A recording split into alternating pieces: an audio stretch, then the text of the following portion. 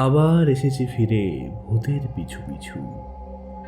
অন্ধকারে লুকিয়ে আছে কত গল্প, কত কান্না। আজ শোনাবো সেই চিঠির ঘরের রহস্য।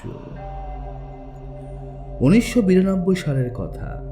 দক্ষিণ কলকাতার এক পুরনো বাড়ি, ঠিক বালিগঞ্জের পেছনের দিকে।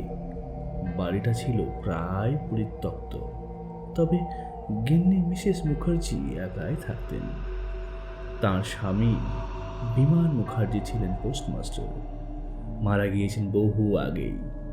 তবে আজও প্রত্যেক মাসের শেষ শুক্রবার তিনি একটা কাজ করতেন। বাড়ির দোতলায় একটা ঘরে গিয়ে খুব সব চিঠি পড়তেন। চিঠির ঘরটা কেমন যেন অদ্ভুত। দরজাটা খোলে না, কেবল মাসের একদিন, সেই শুক্রবারেই। আর তখনই শোনা যেত স্লিপারের ঘষাঘষি শব্দ, চায়ের কাপের টুনটান, আরেকজন লোকের গলা, রামগোপালকে একখানা রেজিস্ট্রির চিঠি দিও। পাড়ার কেউই বুঝতে পারতো না কে কথা বলছে। একদিন কৌতূহলে পড়শি রমেনবাবু জানালার ফাঁক দিয়ে উকি দিলেন। চোখ ছানা বড়া।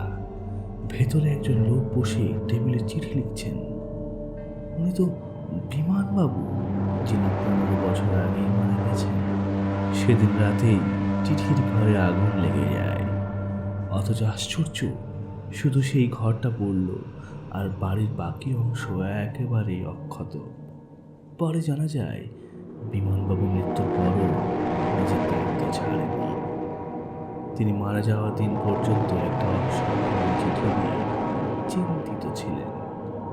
সেই চিঠিটা ছিল এক বৌদ্ধ সন্ন্যাসীর, যেটা কখনো পৌঁছায়নি।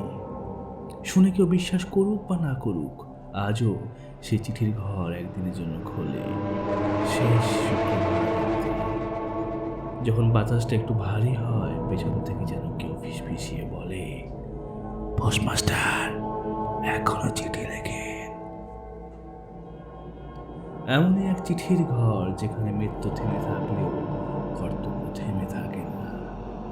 শুনে ফেললেন ভূত কথার 3য় পর্ব। আবার আসবো এক নতুন অন্ধকার নিয়ে অচিরেই।